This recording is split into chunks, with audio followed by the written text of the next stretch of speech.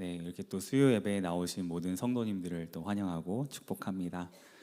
몇 주 전에 제가 교회 창문 너머로 축구하는 학생들의 모습을 본 적이 있었습니다.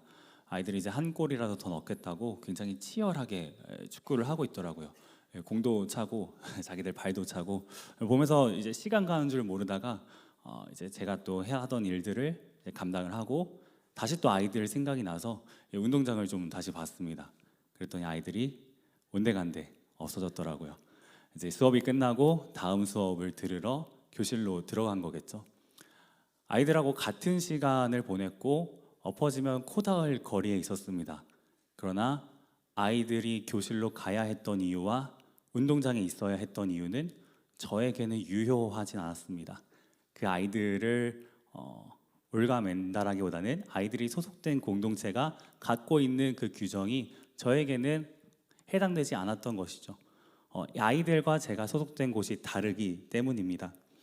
어딘가에 소속된다라는 것은 이제 그곳에서 정한 규정들이나 상대방과 맺은 약속들이 나의 새로운 우선순위가 된다라는 말과 같습니다. 취업을 준비하던 청년이 취업 후에 이전처럼 살아갈 수 없는 것처럼, 그리고 결혼하지 않았던 청년이 결혼 후에 이전처럼 살아갈 수 없는 것처럼 말입니다. 만약에 결혼한 남자가 자신이 여전히 결혼하지 않은 것처럼 생각을 하면서 새로운 여자친구를 사귀기 위해서 막 이렇게 노력을 한다면은 그 모습은 굉장히 이상하게 보일 것입니다. 남녀가 결혼식에서 하는 것들 중에 하나가 이제 혼인 서약이죠. 혼인 서약을 통해서 서로가 평생 상대방만을 사랑하겠다라고 약속을 합니다. 그렇기 때문에 남편은 자신의 아내를, 그리고 아내는 자신의 남편을 우선순위로 삼아야 하죠. 여기서 벗어날 수 있는 방법은 두 가지입니다. 아내보다 조금 더 오래 살거나 아니면은 이제 내 마음대로 살다가 이혼 당하는 거겠죠. 둘 중에 한 가지밖에 없습니다. 그리고 오늘 본문 속 이스라엘 백성들에게도 우선순위가 있다는 것을 보게 됩니다. 그것은 하나님의 말씀에 순종하는 일이죠. 그들의 조상이 하나님과 맺은 언약이 있었기 때문에 그들은 하나님의 말씀에 순종해야 했습니다. 출애굽기 19장 5절이 이것을 잘 드러내고 있는데 제가 읽어드리도록 하겠습니다. 세계가 다 내게 속하였나니 너희가 내 말을 잘 듣고 내 언약을 지키면 너희는 모든 민족 중에서 내 소유가 되겠고. 아멘. 하나님께서는 너희가 내 말을 잘 듣고 내 언약을 지키면은 너희는 내 소유가 된다라고 말씀하십니다. 이스라엘의 우선순위는 그분의 말씀을 지키는 것이죠. 그런데 이 하나님의 말씀에 순종하는 일은 이스라엘 백성들에게만 해당되진 않습니다. 방금 읽은 말씀에 분명히 이렇게 기록되어 있기 때문입니다. 세계가 다 내게 속하였나니, 내가 어디에 속해 있는지에 따라 나의 우선순위가 달라진다라는 말씀을 드렸습니다. 성경은 이스라엘 백성들만 하나님께 속하여 있지 않다라고 말합니다.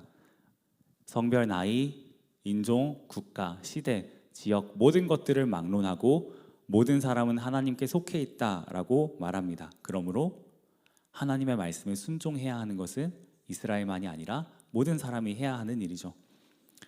그리고 어떤 권위 있는 존재가 너희는 내 소유이니 내 말에 순종해라, 내 뜻을 따르라 라고 말할 때 그것은 단순히 문자 그대로를 따라가라 라는 의미만 담고 있지는 않습니다. 정확히는 나에게는 어떤 목적이 있고 이것을 이루기 위해서 너희는 이렇게 해야 한다, 혹은 너희는 이렇게 살아갈 수밖에 없다라는 의미입니다. 목적이 있기 때문에 이러한 명령들을 한다라는 것이죠. 하나님께서는 우리에게 무언가를 말씀하실 때 결코 무의미하게 요구하지 않으십니다. 그리고 성경은 그 하나님께서 우리에게 목적하시는 바가 무엇인지를 이 구절을 통해서 명료하게 설명을 합니다. 고린도전서 10장 31절 말씀인데 이것도 제가 읽어드리도록 하겠습니다. 그런즉 너희가 먹든지 마시든지 무엇을 하든지 다 하나님의 영광을 위하여 하라. 아멘. 미국의 존 파이퍼 목사님은 이 구절을 설교하면서 전능하신 하나님을 과연 어떻게 우리가 영화롭게 섬길 수 있을까라는 질문을 던졌습니다. 그리고 그 질문에 대해서 이런 비유로 답을 했습니다. 너무 아름다운 그림을 보고 영광을 돌리고 싶다면은 그저 그 순간을 즐기면 된다라고요. 그 그림을 보고서 그게 너무너무 아름다워서 그것에게 혹은 그것을 그린 사람에게 영광을 돌리고 싶다면은 간단하게 그냥 그 자리에서 그것을 지극히 사랑하고 즐거워하면 된다라는 이야기들을 합니다. 그리고 하나님께 속한 사람이 하나님의 말씀에 순종하는 것도 이와 같습니다. 우리는 기계적으로 또 그냥 문자적으로 순종하지 않습니다. 그분의 말씀에 담긴 의미가 얼마나 아름다운 것인지를 알고 그것을 사랑하며 순종합니다. 그런데 이걸 어렵게 만드는 문제가 있죠. 죄입니다. 죄는 하나님의 영광을 거부하고 하나님의 자리에 다른 것들을 두는 것입니다. 일종의 반역이라고도 할 수 있겠습니다. 사도 바울은 로마서를 통해서 이 죄에 대해서 이렇게 말한 바가 있습니다. 모든 사람이 죄를 범하였음에 하나님의 영광에 이르지 못하더니라고요. 모든 사람이 하나님께 속해 있고 하나님의 말씀에 순종해야 합니다. 그런데 모든 사람이 죄를 범했습니다. 하나님의 영광에 이르지 못하게 되었습니다. 하나님이 얼마나 아름다운 분인지 알지 못하게 되었고 그분의 말씀에 순종할 수 없게 되었으며 자신이 어떤 문제에 빠져 있는지도 깨달을 수 없게 된 것이죠. 반역한 자는 더 이상 그분의 아름다우심을 볼 수 없게 됩니다. 그리고 오늘 본문 속 이스라엘 백성들은 반역했던 자들입니다. 그분과 맺었던 약속을 어겼죠. 하나님의 말씀에 순종하라라는 그 약속을 어깁니다. 그럼 그들은 무엇을 했느냐? 자신들이 살고 있던 땅에서 가장 유명한 우상들 중에 여러 가지들을 섬겼는데 그 중에 이제 대표적으로는 바알과 아세라라는 우상들을 섬겼습니다. 당시에 이제 많은 사람들이 바알과 아세라를 섬길 때 나무 기둥에다가 조각하여서 이것이 바알이다, 이것이 아세라다 하며 섬기곤 했습니다. 이스라엘 백성들은 그것에 동참했습니다. 한낱 나무 조각을 섬긴다라는 게 어떻게 보면 되게 이상하게 들릴 수도 있습니다. 그러나 사실 그들이 섬기던 것은 나무 조각이 아닙니다. 그 너머에 있는 무언가죠. 당시 사람들이 바알과 아세라에게 바랐던 것은 무엇이냐면은 물질적인 풍요와 다산입니다. 곧 가정의 어떤 다복함이라고도 말할 수 있을 것 같습니다. 이게 나쁜 것은 아닙니다. 그러나 나쁜 방식으로 섬겼다라는 것이 문제가 됩니다. 진짜 그들의 문제는 풍요를 원한 것, 다산을 원한 것이 아니라 풍요와 다산이 나를 구원해 줄 수 있다라고 착각했던 것이죠. 그리고 무언가를 나의 구원으로 삼을 때 우리는 이와 같은 메시지를 함께 내포하며 고백을 합니다. 나는 당신의 종이 되겠습니다. 당신 나보다 뛰어납니다. 당신 나보다 능력이 있습니다. 물질의 풍요는 나보다 능력이 있습니다. 가정의 다복함은 내가 너무나 바라지만 나에게는 없는 것입니다. 당신이 내게 온다면은 나는 이 문제로부터 구원받을 수 있을 것 같습니다. 나에게 와주세요. 그리고 어떤 의미에서 이 바알과 아세라는 여전히 살아있다라고 볼 수 있을 것 같습니다. 그리고 지금도 하나님 백성들의 마음을 유혹하고 있죠. 여러분의 마음에 이렇게 말하는 것들이 무엇인지를 생각해 본다면 우리는 이게 바알이었구나, 이게 아세라였구나 라고 쉽게 추측해 볼 수 있습니다. 누군가는 당시 사람들이 섬겼던 경제적 풍요일 수도 있고 또 누군가는 다복함일 수도 있고 아니면 다른 어떤 내가 회사에서 거두는 어떤 성공이나 아니면은 사람들에게 받는 인정들이 될 수도 있겠습니다. 돈이 우리에게 가장 중요한 가치가 될 때 우리는 돈을 상상하면은 행복함을 느낍니다. 특히 이제 많은 돈을 가진 나를 상상하거나 혹은 실제로 그걸 가진 나를 바라볼 때 꽤 만족스럽습니다. 그런데 동시에 이 돈이 사라진다라고 생각하거나 혹은 현실의 나에게 그 돈이 없을 때 우리는 허탈함을 느끼고 절망에 빠집니다. 학생들의 경우에는 아무래도 지금 시험 기간이다 보니까 시험 성적이 제일 중요할 수 있을 것 같습니다. 그리고 아마 이제 저를 포함해서 주일학교 교역자 분들이 제일 많이 듣는 이야기는 아마 이런 거일 것 같습니다. 목사님, 시험 기간입니다. 주일 예배에 저는 올 수 없습니다 라는 이야기를 굉장히 많이 듣겠죠. 그리고 이런 이야기는 나이를 먹으면 먹을수록 더 많이 반복될 것이고 고3이 되었을 때 그리고 11월이 되었을 때 더 이상 이 얘기를 하지 않을 수도 있습니다. 그냥 암묵적으로 알 것이다 라고 생각하는 거죠. 당연히 수능은 중요하니, 주일 예배보다 수능은 더 중요하니 나는 이 수능이 끝나면 돌아가겠다. 돌아올까요? 쉽지 않죠. 우리는 죄를 마치 컨트롤할 수 있을 것처럼 여깁니다. 그리고 그게 죄라고 생각하지도 못하죠. 나는 이전에 하나님을 만난 적이 있습니다. 저는 하나님의 은혜를 경험한 적이 있습니다. 저는 하나님을 사랑합니다. 그러나 지금 저에겐 이게 너무너무 중요합니다. 이것이 없다면 저는 위험합니다. 그러므로 이것이 끝나면, 이것을 제가 얻고 나면은 그때 돌아가겠습니다 라고 우리는 말하면서 내가 마치 컨트롤할 수 있다라는 착각에 빠집니다. 그러나 이것은 그렇게 쉬운 문제가 아닙니다. 오히려 우리는 더 많은 죄를 짓게 될 뿐이죠. 이러한 어떤 관성에 대해서 팀 켈러 목사님은 시네스 11이라는 설교를 통해서 이런 비유를 한 적이 있습니다. 죄는 감자칩 같다고요.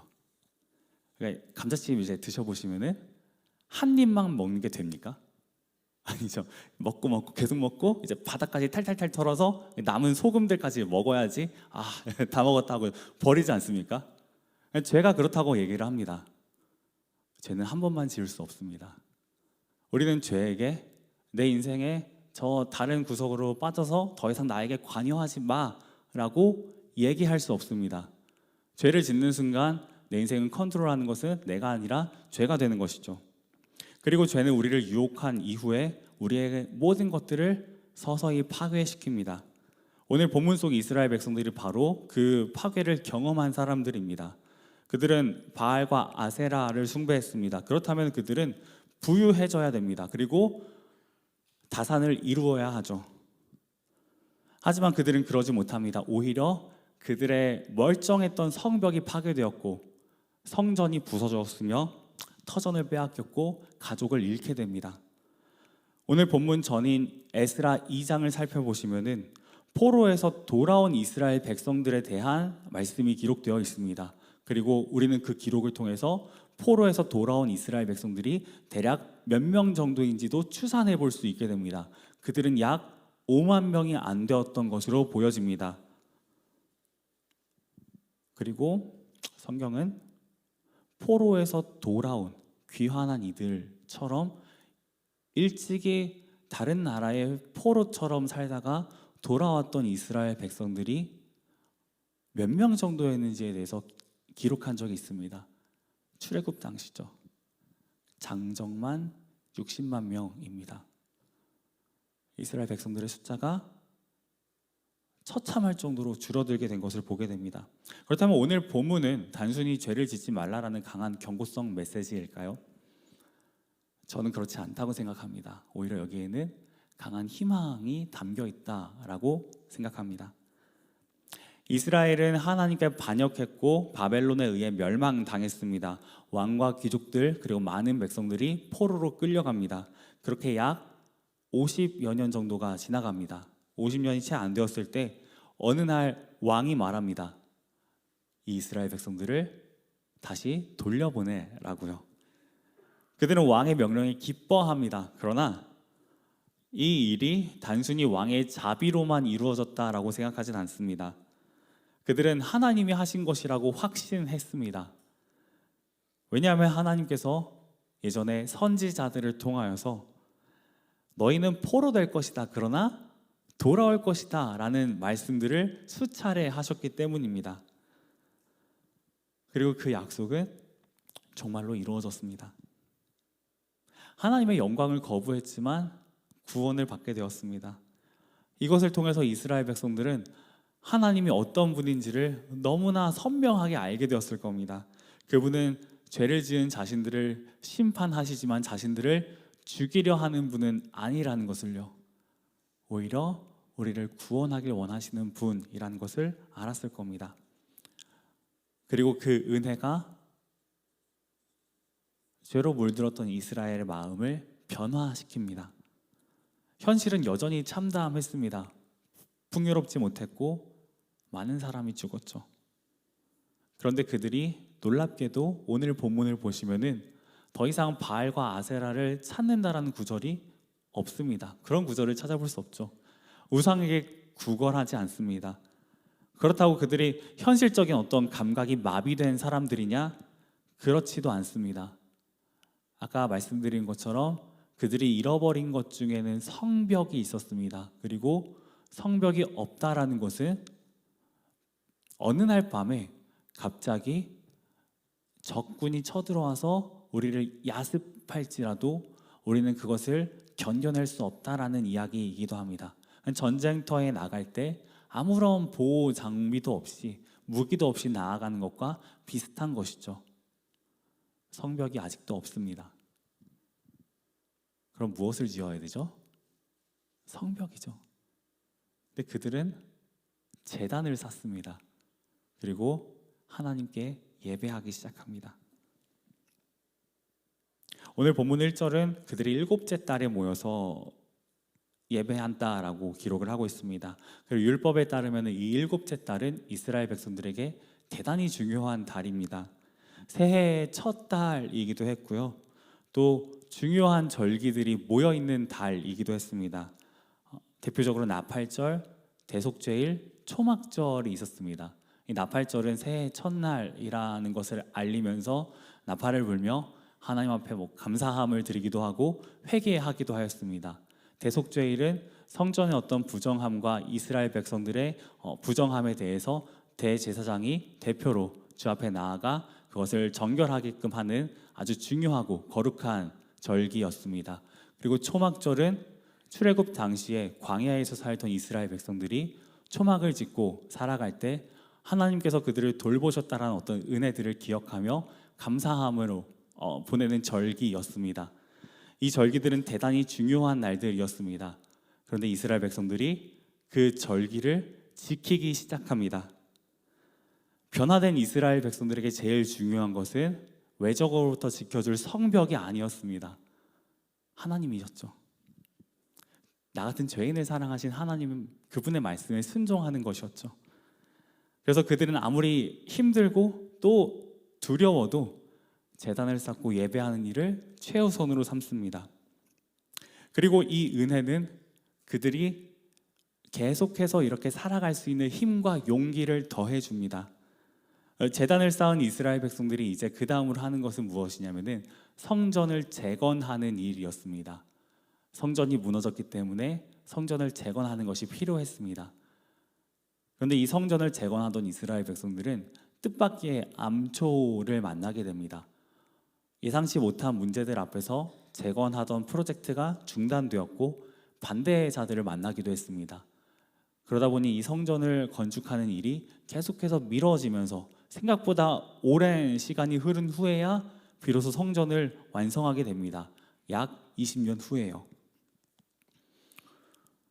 그런데 은혜는 이때 그들에게 어떠한 기능들을 하였냐면은 그들이 끝까지 포기하지 않을 수 있도록 힘과 용기를 줍니다. 하나님의 은혜는 우리를 죄에서 벗어나게 하고 우리의 우선순위를 회복하게 하고 또 그걸 지킬 수 있도록 도와줍니다. 그리고 성경은 우리가 본문 속에 이스라엘 백성들보다 더 많은 은혜를 받았다라고 말을 합니다. 하나님께서 우리를 위해 직접 이 땅에 오셨기 때문입니다. 이 땅에 오신 그분은 이렇게 말씀하셨습니다. 이 성전을 헐라 내가 사흘 동안에 일으키리라. 당시 성전은 헤롯이 재건축하여서 굉장히 크고 아름다운 성전이었습니다. 그러나 그 뼈대는 이때 이스라엘 백성들이 재건하여 완공한 성전이었습니다. 주님은 알고 계셨습니다. 모든 인류가 또다시 범죄할 것과 그리고 그 죄로 인해서 또다시 성전이 파괴될 것을 그분은 알고 계셨습니다. 그런데 놀랍게도 주님은 이것이 끝이 아니라고 말씀하시죠. 내가 사흘 동안에 다시 세우리라 라고 하십니다. 그리고 이 성전은 그리스도 자신을 가리킵니다. 우리의 죄는 계속해서 하나님의 성전을 파괴할 겁니다. 즉 하나님과의 관계를 단절시킬 겁니다. 그러나 주님은 그것을 다시 세우실 것입니다. 실제로 그분은 십자가에서 죽으셨지만 사흘 만에 다시 살아나셨죠. 그리고 승천하여서 영원토록 우리와 함께 계시겠다라고 약속하셨습니다. 누구도 그분을 다시 끌어내릴 수 없고 그분을 다시 십자가에 못 박을 수 없습니다. 우리의 죄가 그분의 은혜보다 크지 않기 때문에요. 그분이 이루신 것이 우리의 죄악보다 훨씬 크기 때문에요. 그 성전은 다시는 무너지지 않을 겁니다. 내가 너희와 영원히 함께하겠다.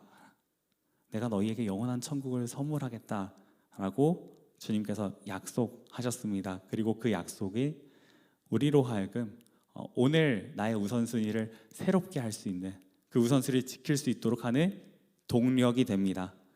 C.S. 루이스는 영광의 무게를 통해서 이렇게 말한 적이 있습니다. 복음서가 당당하게 약속하는 보상, 그 엄청난 보상들을 생각하면 우리 주님은 우리의 갈망이 너무 강하기는커녕 오히려 너무 약하다고 말씀하실 듯합니다.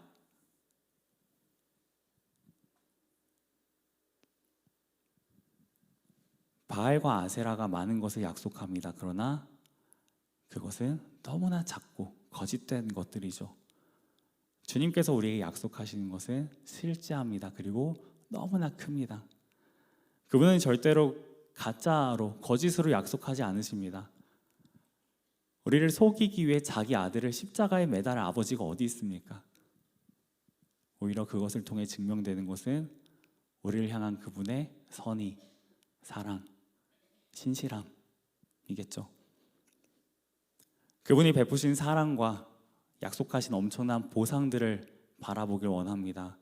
그리하여 우리의 갈망이 어제보다 오늘 더 커지기를 소망합니다.